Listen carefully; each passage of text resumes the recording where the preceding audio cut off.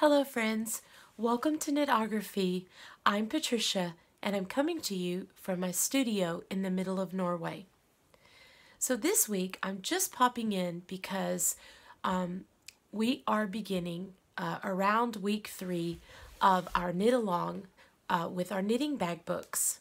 I wanted to talk a little bit about some of the enthusiastic participation and inspirational messages that I've received, but also to answer a few questions and just have a chat with you. I've gotten a little bit behind in answering all of the messages on my project page. I think I've managed to answer all of the Instagram posts. But yeah, I just thought it would be very nice to have a personal reflection together and to talk about some of the things that people have brought up and a little bit about what's going on with me. As I shared last time, I think many of you know that I started school again. I actually started 3 weeks ago, but that first week was teacher prep, and I had a lot of freedom. I could go in and out and things like that. But 2 weeks ago, I officially started back in school with the children, and that Wednesday, I really got some kind of cold, and I've been really just nursing that for the last 2 weeks. So I know that my voice is a bit maybe even stranger than it normally is, but I'm just on the other side of it, and I've just kept going and taking care of myself, and I thought I'd talk a little bit about that too, because when you do have a cold, I have some really strong opinions about illness and taking care of yourself, and I know that resonates with a lot of people that have contacted me. So I'll talk a little bit about my start to school. So school has been really, really exciting. I have a beautiful group of students and families, and it takes all of your energy. It takes every minute of the day. I'm engaged, and they were ready for school and ready to learn, and I have my student teacher. She's actually a teacher, but I'm mentoring her this year, and she's really young and seems to be enjoying the whole process of learning and observing and engaging in what we're doing. So that's always inspiring when you've taught for many, many years, to have someone with a lot of fresh ideas and new energy come in. So that's been really uplifting to me. Both of my children are back at school, and my son has had with all the worries I've written and focused on, and as I said, just really unfounded worry for him. He's settled in, and he's made lots of new friends, and change is hard. So change is something that we can put in our knitting bag books and focus on to eradicate. So some of the worries that I had connected to change, I just, did that practice of, drawing lines through them and putting them aside so that only good things could come of it. And that's what happened.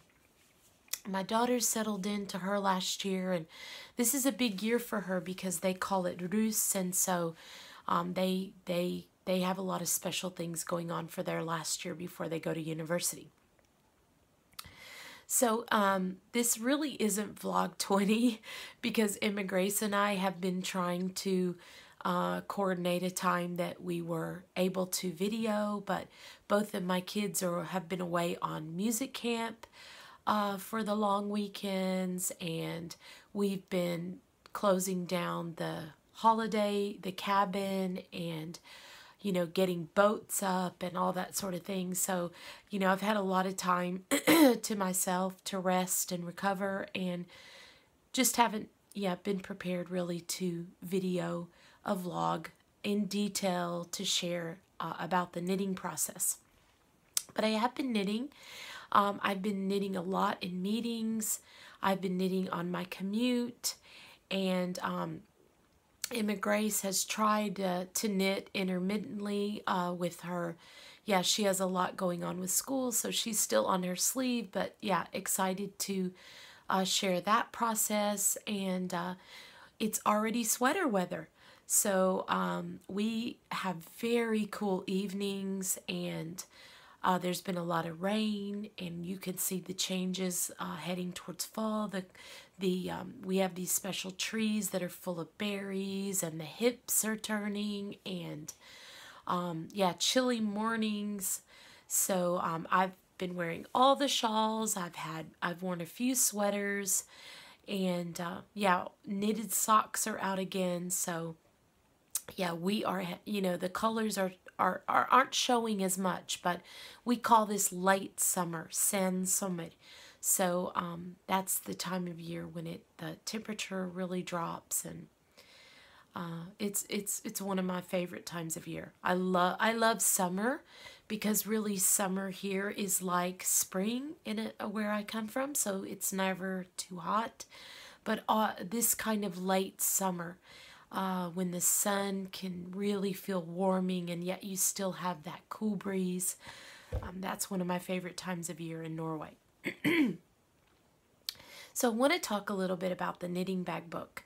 I had my knitting bag book in August, and on the 1st of September, I got a new knitting bag book. Now this this knitting bag book is really bigger than I would choose normally. It's bigger than any of my other books, actually. I think this is what we call an A5 here size. And this really isn't the size of book that I prefer because it's a little bit difficult to fit in the knitting bag. But I'm going to make this work because this was a gift to me from someone at school.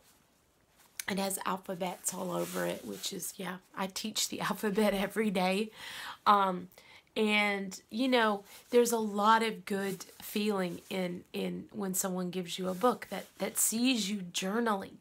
And I think that's so amazing because when I'm doing it at school, when I sit down at lunch and I take out my knitting bag book and I'm writing and I have this ritual, of course, people notice. And after a while, they'll start to ask you, what do you keep in your book, or what is your book? And then you can often share the process with someone face to face. And it's not often, I have to say, but sometimes you'll encourage somebody else to start journaling, and that happened with this person. So this person has also been struggling with more of a digestive issue, and she just thought that she would use the journaling process to kind of look at what food she was eating and notice the changes in her body. I mean, she's not a knitter at all, but wow, it's really helped her. And she did this elimination process that I did. And so I think it's been about, she did it through the summer, but actually started in the spring. And she's eliminated a lot of foods that were causing her, not being able to sleep, and a lot of digestive issues and all of that. So she wrote me a beautiful note to say that journaling really helped her, and she wanted to give me a journal to say thank you. So there's a lot of beautiful energy in that, and I wanted to use it as my back to school because I really consider the beginning of September back to school. But what I found with having this bigger book is that, you do have more space, which can be a little bit challenging. I don't think I would recommend this size book if you're starting out. But of course, remember, I've been doing this for more than a year and a half. And so I have a little bit more space to focus on new, to do drawings actually. So I've done some sketches, and I've made a little area to focus on my my life at school. So, I have my goal for movement and making sure that I stay hydrated. And I've got some things that are, inspiring me and my creativity. And then I've got my worries that I'm getting rid of. And I've got my area now for, my little mantra that I want to say, my positive, the thing that I want to really focus on. I've got my giving back in the middle as always, but I also made just a little area for school because, it's so important, these little messages that I receive from the children. And one of the things that we've been working on at school is just how you have an open heart for friends and in play and everything. And so we did a little activity where we learned, in first grade, you're teaching fine motor skills of cutting and gluing. I mean, I know this is not everybody's cup of tea, but so, there were some results from learning to open your heart, or if you had a closed heart, or and so I just put some of those little messages in my book as a teacher. So I think it's really important to not only to think of our personal life, maybe if we're moving along in our practice, but also to maybe reflect on our professional life. So I decided, because of this bigger space that I will use just this month, I think I'll really go back to my I'm not sure what size this is. I know this is A5 because it happened to be on the packaging, but I think I will go back to my smaller book just because I really enjoy being able to keep it going. But it does fit into my basket, which is I've been using my basket. And I've been using my bird leg sunflower bag, which you'll see on my Instagram. I don't have it right here. But when I am when I'm using this bag, which Vicky made me so generously, because it has this Norwegian, it's called Norwegian wood, the fabric. And this is one of her bags that just sits on the sofa. So it's I think she calls it a bucket bag. Oh, this is listen, if you don't have a bucket bag, you should really go and talk with Vicky, because this bag is so amazing to have on the sofa. I've never had anything like it. Project bags are more portable, but this one, anyway, it just fits right in, and I, have it in there. And I love this bucket bag. And when I come home on Friday, I've just been transferring whatever I'm working on, especially because I'm working on my sweater, into my bucket bag. So yeah, I'm going to get another one of these for inside. This is my studio one. Vicky made this especially for my studio. And I want to get one of these for inside on my, I have this really big chair in the living room, kind of like not a love seat because it's just one, but there's enough space for me and my knitting beside me. So I want to get one of those bucket bags for there. I know people have, the reason I brought up knitting bags is because people said that, they were kind of challenged to move the book from bag to bag to bag if they had several projects. And the only real answer that I have for that is that it's a habit. It's part of the habit. So, I understand if you're like spontaneously heading out the door, and like if I'm doing that, especially when my kids were younger and we were going to maybe an event or a sports thing, and I didn't want to just sit there idle, and you just grab a bag. Of course you won't have your knitting bag book there. But then again, a spontaneous kind of thing like that, you're not going to really have time to be present and to journal. So I wouldn't really, stress myself about that. That's the kind of event where you're, grabbing something on the go. Maybe you got to sit in the car for a little while to do pickups, or you're going to a music event where you need to be present, or a game where you need to be present. You're not really going to journal then. Knitting bag book journaling is really, well, from my perspective, is really just when you're going to sit down and, like I do in the morning, I get up very early, even before I have to go to school, and it's a quiet moment to journal about my day. And then I check in at lunchtime with my journal, like I said, at school, just to have a quiet moment. And then in the evening, I mean, I'm not like pulling my knitting out every second that I pull it out to do journaling. I'm doing it at pivotal moments during the day where I need to check in with myself and to get present and to get reflective. And so, I wouldn't really take it too literally when you're doing that. I mean, if you're changing bags and projects and things, you're probably really active. So keep your knitting bag book in the bag that, you're going to have that moment to sit down and reflect in. Now, I do change where I put my knitting bag book. In the morning, I might be working on my sweater, but then later on, I might be working on my shawl or socks or something like that. And I might have to go get it.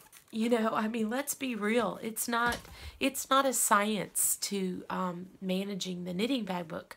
The point is that you want to have that reflective time and build that habit and have it in your knitting bag. Because, I mean, like if you keep it on your desk and you're across knitting, you're probably not going to stop and reflect before you pick up your knitting. So that's really the point to that. So, I have to say, I just want to say this. I've said it to a couple of friends that have supported me. I want to thank Claire from the Woolly Thistle for, supporting me as I was organizing prizes, and also Vicky of Bird Leg Bags, but a couple of other people. I really hesitated to do this knit along because for fear that people would think that it was a very odd idea. And it took me a long time to have the courage to even explain it. And I don't know that I explained it well, or I felt I didn't explain it well at the time. But I just took that risk, and I never really dreamed how it would resonate with people. I just know that when I started this vlog, this project, that, people would write me and they would talk about illness, or they would talk about worries they were having, or just mention it. I'm not saying they were writing me like for help or anything, but people would mention things that they were going through, and it just, I know what that feels like. I know about being ill. I know about being, helpless, and you're trying to, keep going, and you've got children that you need to be there for, and you've got your family and all of that. And I know what that's like, and I know a lot what it's like to be sitting in that. And I just thought, gosh, this really, first of all, it helped me with food. It helped me with self-care. It helped me mentally. It helped me to be physical. And really, the result of it was, some 70 pounds down, and, eradicating a disease from your body and taking control of yourself. Because I have to say, for me, the conventional way didn't work.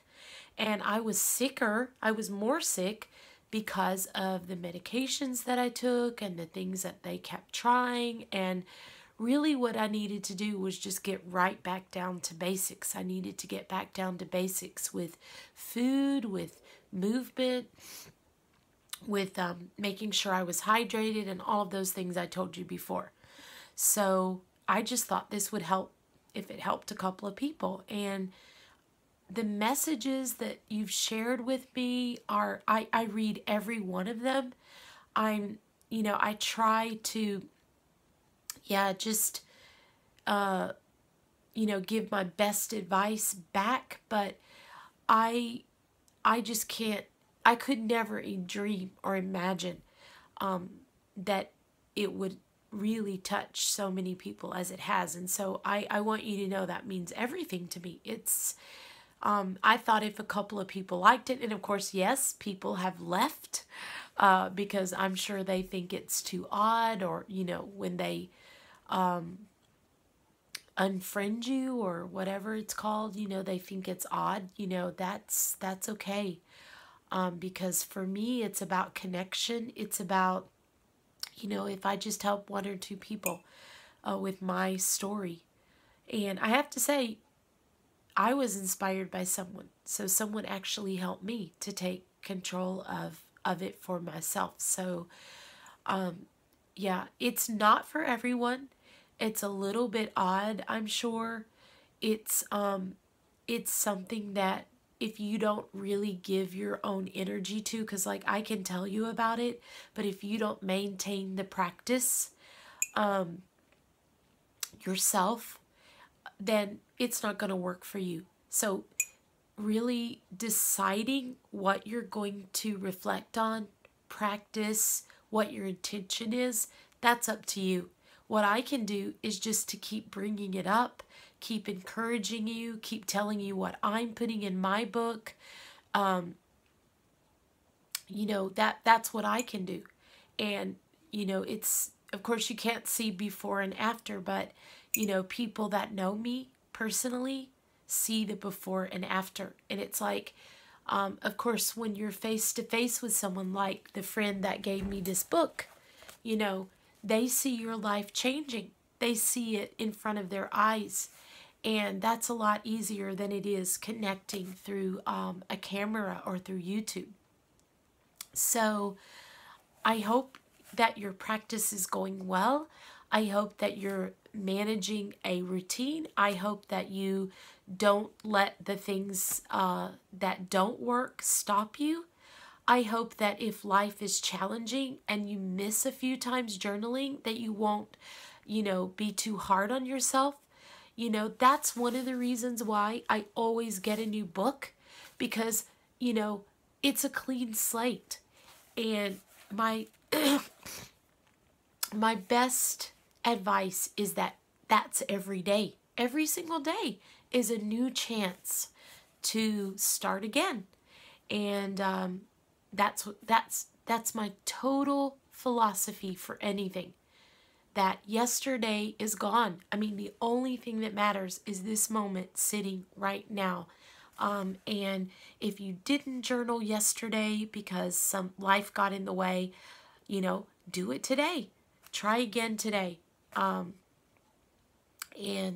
yeah, I think people are going to find their own way. I know I had a couple of messages to say that they were still finding their what this was going to be for them, or their journey, or whatever. And I think that's great, because that is a positive statement, that you have it in the front of your mind, that you are trying. And I believe so totally that if you do have it in the front of your mind and you do want to do it, that will come to you. The reason for it will come to you. Yeah. So in my book, of course, let me tell you some of the failures, because I think it's good to know that it's not all perfect and that it all goes right for me just because I've been doing it for more than a year. But when I was sick, and you write up in the corner that you want to do so many steps or whatever, and you don't make that, you know, like at school, I get so, you know, like I noticed, you know, at school, I can get, like, you know, the American Heart Association says that you need 10,000 steps a day to really be a healthy person. You need to, they put a goal for people because, you know, people need something to shoot for. And for me, 10,000 steps, that's nothing. I can get it during the day at school.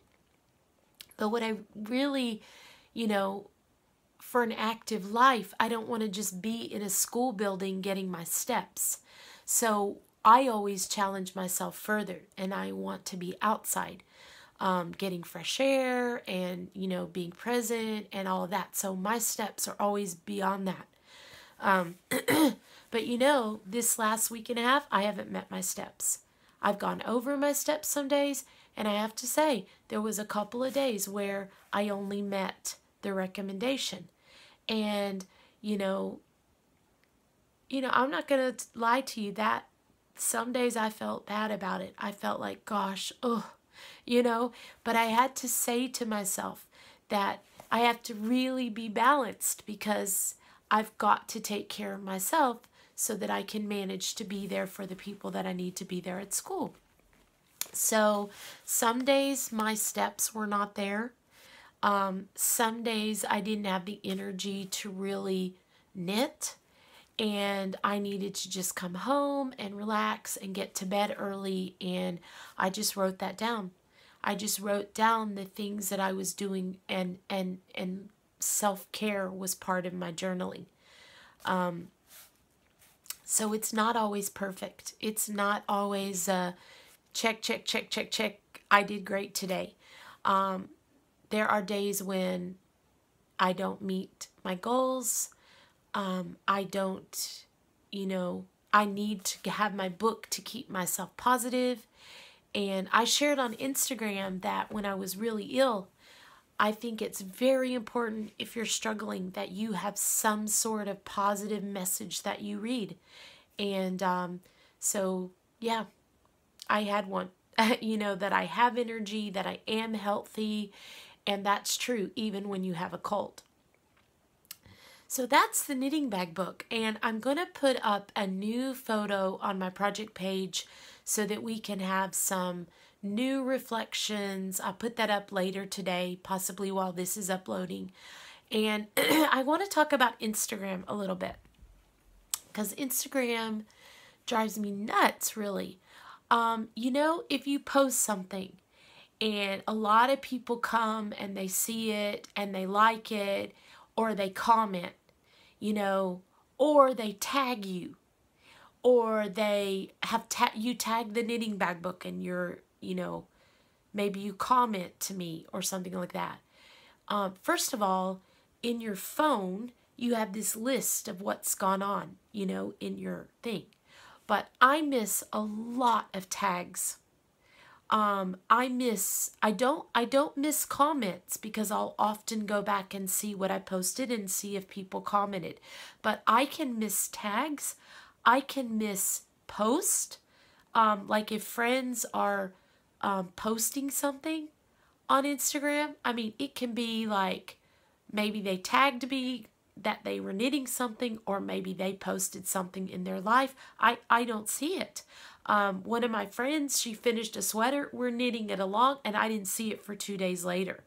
So Instagram is not sequential, and gosh, it makes me feel horrible, especially with my closest friends, when I don't see your post, number one, when I don't see your tag, when I don't see your message. So I hope that people understand that, and that about Instagram. So that's really why I like my project page with this knit along, because if you go there and comment, I always get the comment. Or if you write me through Ravelry, I always get it to my email. But friends, unless you're interacting with them, you know, like if you open up Instagram, unless you've commented with them and interacted with them for a while, even their post won't show up. So the people that you are most interacting with, that's what comes up first. And so maybe I haven't commented, or I've just liked. I can miss the post of my friends. And yeah, I hope people know that because it makes me feel terrible. I feel so disconnected from some of the people that I've made connections with. So yeah, it doesn't come up sequentially, and I don't know why. I'm not sure why that is. And you also get a lot of ads lately, like they're trying to sell you so many things. So yeah, I find that a real challenge and really sad, especially if somebody's tagged me with their knitting bag book.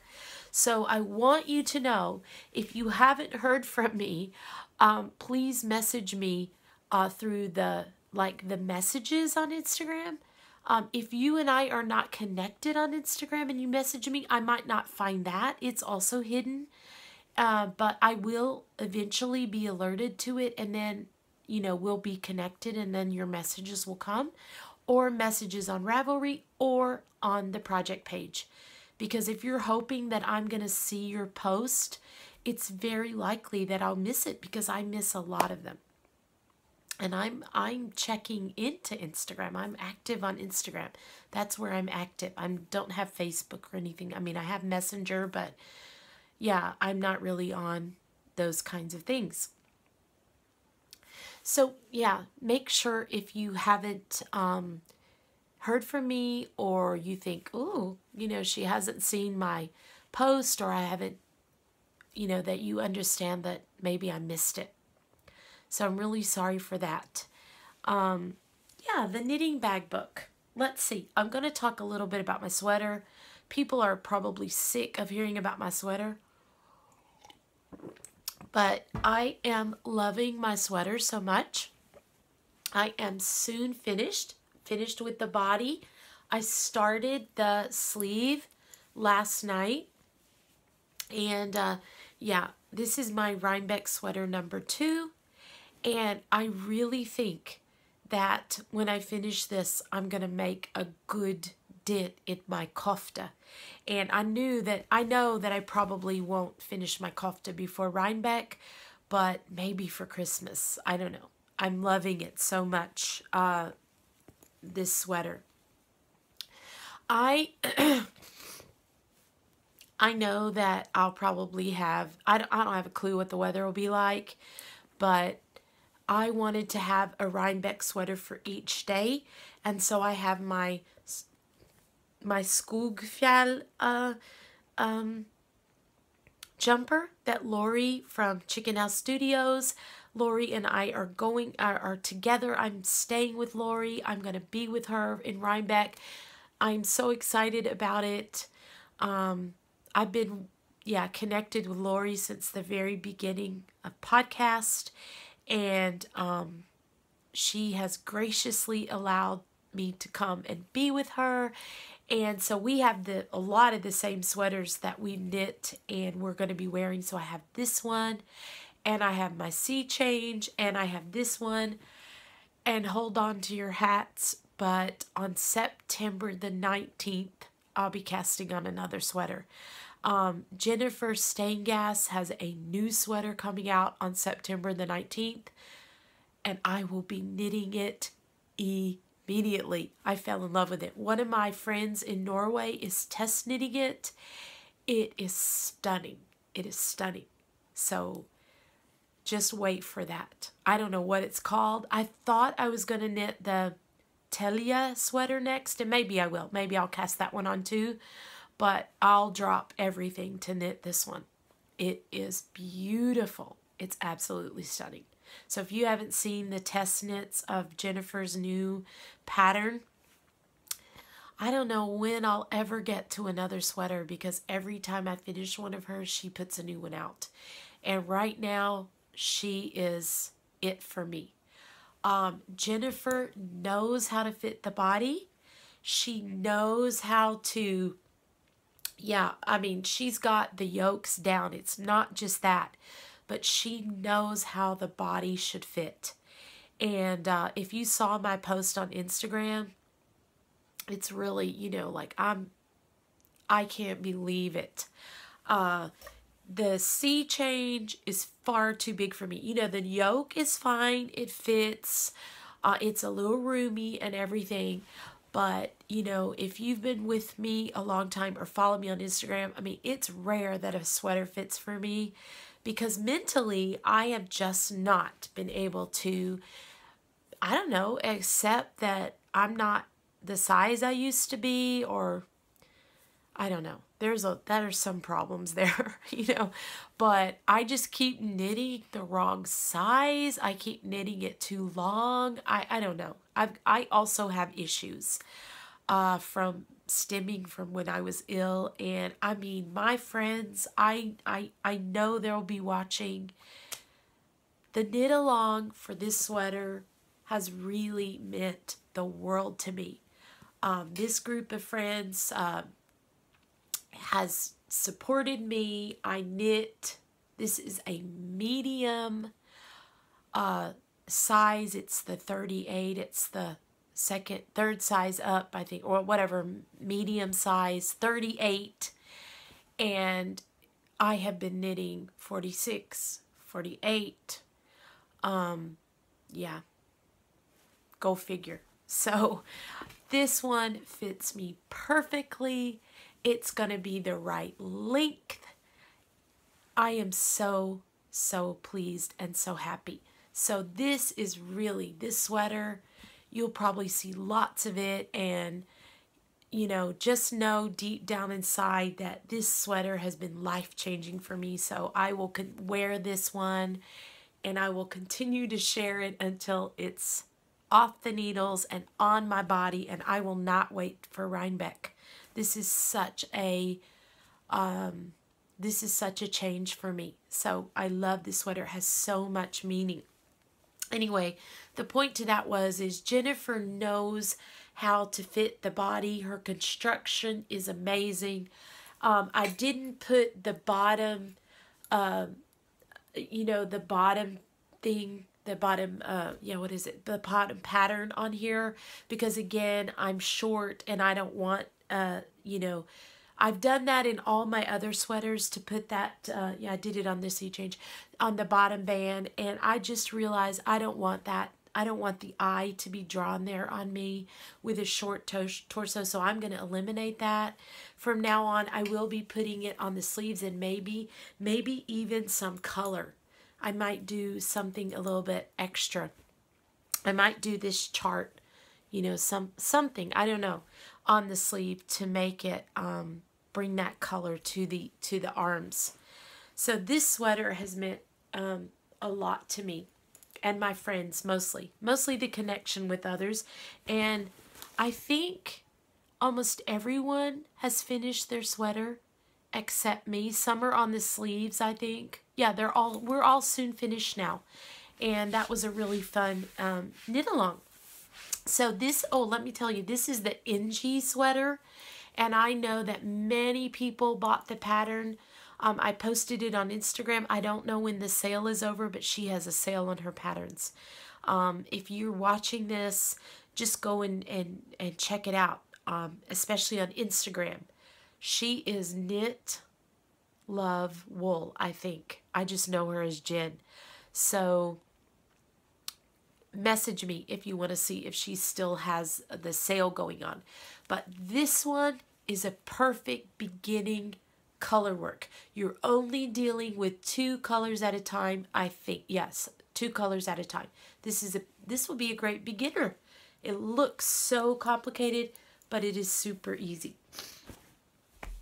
The other thing I'm knitting is what I hope to be a Rhinebeck shawl, possibly.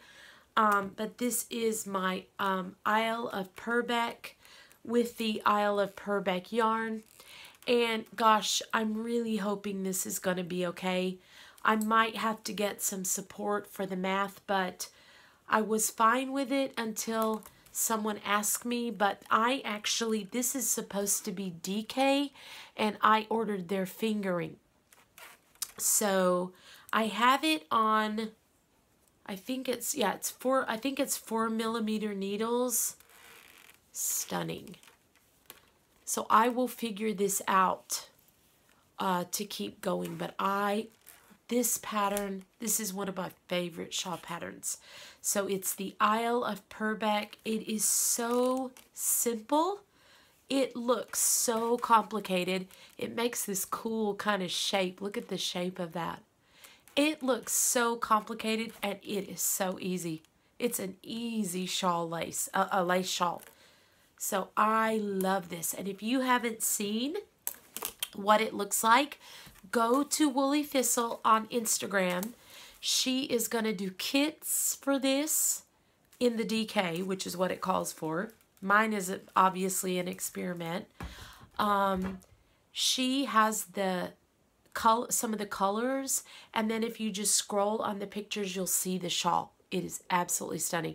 And now when Claire posted the pictures, I'm sad that I didn't choose the golden. It looks like goldenrod.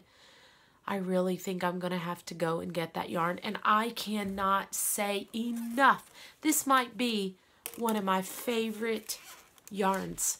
Not, you know, of course, Norwegian yarn aside, because Norwegian pelsull, rømmeull, those are always first in my heart. But this yarn, Isle Yarns, I think it is, Isle of Purbeck. There's something about this. I want to say that this is what Sarah of Fiber Trek and my friend from Knitting the Stash calls knitting in the grease a bit, because you can feel that this is close to the earth. It still has a bit of lanolin in it. I love knitting this. I absolutely love knitting it. There's something about it. It's rustic but soft, and yeah, it feels lotiony. Oh, I don't know if that describes it well. Yeah, one of my favorites. So I'm going to just get a book. I have been doing Selbu mittens, and I will continue to do Selbu mittens. And I just finished a pair of Selbu mittens, a secret pair. Most of my mittens are secret. I don't post them that much on Instagram. I did post when I finished the first mitten because, yeah, I knew that my friend needed a little surprise. Yeah, I don't think she knew it was hers, but I knew she needed a little surprise or pick me up, and I was hoping she would get the hint. But anyway, I finished them, sent them off, and yeah, I finished a red pair. And I will continue to knit Selbu mittens, secret Selbu mittens, but right now I'm going to turn my whole autumn and winter to Latvian mittens. That's it. I'm going to be doing Latvian mittens. And, you know, I shared the Selbu book, and I will, yeah, continue to use that and be inspired by that and the story and the history. And, of course, I live right here on the Selbu Lake, as many of you know if you've watched my other vlogs. But, you know, that has been such a long journey for me. And when I got my surprise trip, yeah, to Latvia this summer, I know that the next step of my journey is Latvian mittens. And, of course, what? They're connected to the Selbu mittens. So I bought a kit when I was in Latvia. I'll just get a colorful one so you can see. This is the Latvian mitten book. Hope you can see that. This one is in Norwegian because, yeah, I don't know. I'm sure it's translated or whatever. I could have gotten the English one, but I just really like to knit in Norwegian. Also, I find it very to the point and whatever, but this is my next journey. Now, for those of you that are knitting Selbu mittens and, you know, you need support, I'll still be there for you. You can text me. I've had messages this week, people doing their thumbs. You know, continue to message me if you need support. I'm happy to help you. Some people wanted to get the actual yarn, and I can't do that you know, all the time, but if it's for something super, super special, I will try to help you. And yeah, so I'm going to turn my whole attention this winter to knitting Latvian mittens. Now, there will be many mittens knit from this book. I highly recommend this book. There are so many connections to Norway, or yeah, just Scandinavia, and I was going to try to find another one. There's that Nordic star pattern, but they're even more intricate, I think. They use a lot of black and white. So these are the authentic mittens, hand knit, handmade. They're very expensive. This was a treat. But these mittens are what I'm going to be turning my attention to, and I'm going to start with the kit that I purchased because they are made out of Latvian wool. I want to start with those. Possibly after I get my sweater off the needles, I'm going to start those, and I will share that process because this is going to be, I'm just going to be learning and sharing. So if you're interested in Latvian mittens, that's kind of the thing that I'm going to focus on with Knitography in the coming months. And yeah, so these are just beautiful. And also I'm going back to Riga. I don't know when, but I am. I fell in love with that city. It's all, yeah, it's almost like how much, yeah, how much I love Trondheim. I love Riga that much. So, just popping in. I think that's, yeah, I'm going to take a little break, and then I'm going to share one thing, and before I say goodbye, before I leave you for another week. So I just wanted to go and get my mitten kit because I forgot to bring it over, and I wanted to show you my first mitten project. I don't really know the name of this mitten at this moment, but in the kit I have all of the colors that are needed. This is Latvian wool, and it's, yeah, it's rustic, but it's really beautifully soft as well. I can also feel the lanolin in it, and it kind of reminds me of Rauma, but I'm not really sure. I have to knit with it before I can really let you know. But this is my first mitten that I'm casting on, and it came in this little traditional, if you visited Latvia, you would see it comes in these little boxes, and they always have, you know, the mitten for you to choose on the front, and then up they have it knitted, and I just fell in love with this one. When I get going on the mitten, I will read you the insert. I love this, knit like a Latvian. So I'm going to cross that bridge. Knit like a Norwegian, now knit like a Latvian. I'll read you this story when I get it cast on. So I just wanted to show you my kit. And I will say goodbye now from the Knitting Bag Book update. I just want to wish you a beautiful practice with your knitting bag book. You know, reflect on your intention. Go over to the project page and let me know. Oh, let me know how it's going. Let me know what your intention is, how you're finding it. If you have challenges that maybe I could support you with, just go over there and comment. We will be having a week 3 prize drawing again. We started off with the woolly thistle with some wool. We then had a knitting bag, and the next prize is going to be an actual knitting bag book and some yarn. So I'm going to be posting that on Instagram, that prize, very soon. It's something very special, and I'm waiting for it to come. So I'll be posting that as soon as it arrives. So go over, leave a comment on the project page so that you are entered to in the prize giveaway. And I wish you a wonderful, beautiful week of making. Bye, friends. See you next time.